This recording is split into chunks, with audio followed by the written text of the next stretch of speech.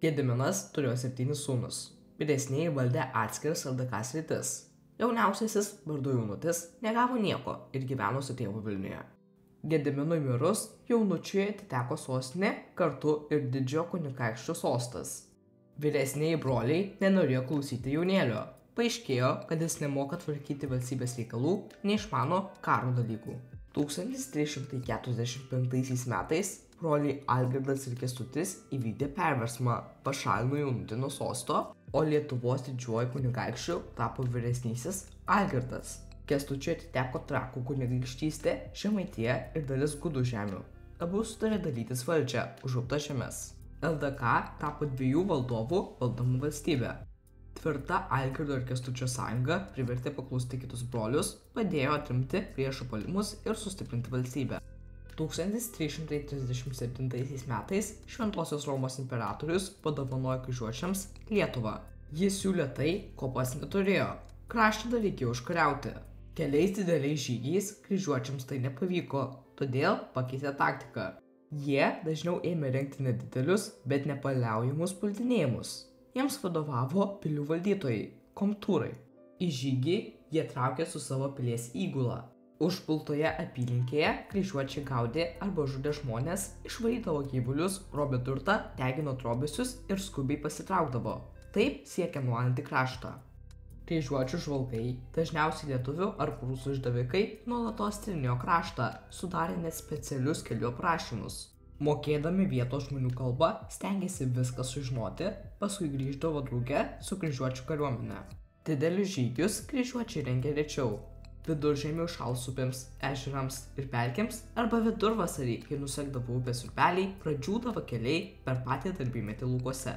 Žygiams vadovavo didysis magistras arba Prūsijos maršalas. Dalyvavo daug iš vakarų Europos pakviestų riterių.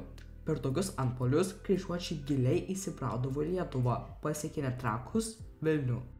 Sugriovė svarbų lietuvių gynybos punktą – mūrinę Kauno pilį. Šalia pasistatė savo pilį, bet ilgam įsitvirtinti nepajėgė. Pagal brolių susitarimą Kęstutis valdė vakarinę LDK dalį ir vadovavo kovoms su kryžiuočiais. Nuo 1345 iki 1382 metų kryžiuočiai surengė apie 100 grobimų žygių Lietuvą, o Kęstutis atsakė 40 žygių. Per nesibaigiantį karą įvyko keli didesni lietuvių ir kryžiuočių mūšiai. 1348 metais prie Strėvos upės ir 1370 metais prie Rudavos Prūsijoje. Jų eiga ir baigtis iki galo nėra aiški, abi pusės patyrė didelių nuostolių. Kartą kryžiuočiai paėmė Kęstutį į nelaisvę ir įkalino Marienburgo pilyje. Po pusmečio lietuvių kilmės prižiūrėtojo Alpo padedamas jis persirengė kryžiuočių drabužiais ir pabėgo. Kęstutis tvirtai laikėsi pagoniškų papročių. Daug bendravo su kitataučiais, mokėjo ne vieną kalbą, domėjosi technikos naujovėmis.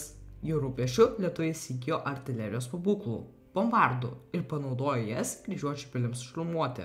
Susipažinę su riterių taisyklėmis, reikalavo, kad kryžiuočiai jų laikytųsi, nepuldinėtų iš pasalų, bet iš anksto įspėtų. Nežudytų nukritusių nuo žirgo ar pekinklio. Net kryžiuočių kronikose rašoma, jog Kęstutis buvo teisingas vyras. Ketindamas pulti ordino žemes, iš anksto apie tai praneždavo ir tikrai nemelavo. Didysis kunigaikštis Algirdas buvo griežtas ir gudrus valdovas. Niekas nežinojo, kam jis renka kariuomenę, kur žygiuos.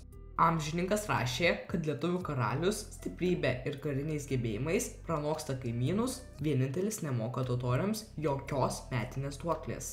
Algirdas rūpinosi rytinėmis LDK žemėmis. Jis pareiškė, jog visa Rusija turi priklausyti Lietuvai. Su nuvedimomis ir karo žygiais prisijungė daug senovės rusų žemių. Juose po senoviai paliko ankstesnę tvarką. Algirdas net 3 kartus puolė stiprėjančią kaimynę – Maskvos kunigaikštystę, sudegino Maskvos miestą. Išsigandęs jos kunigaikštis užsidarė Kremliuje, neseniai pastatytoje mūrinėje pilyje.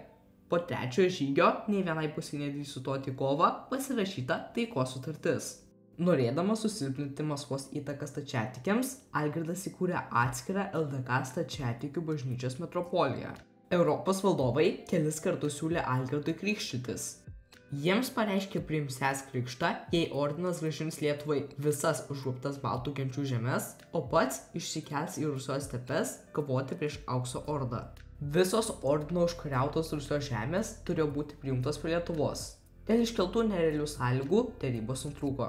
LDK valdovas daug kovojo su totoriais, gynė valstybės sienas nuo plėšikiškų antpuolių.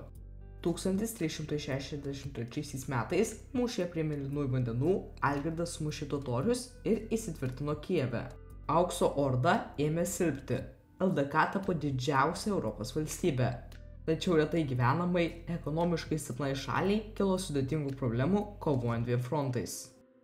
Taigi, su jumis buvo ir vėl aš, Spagetis, nepamirškite paspausti patinka ir prenumeruoti mygtukų. Viso!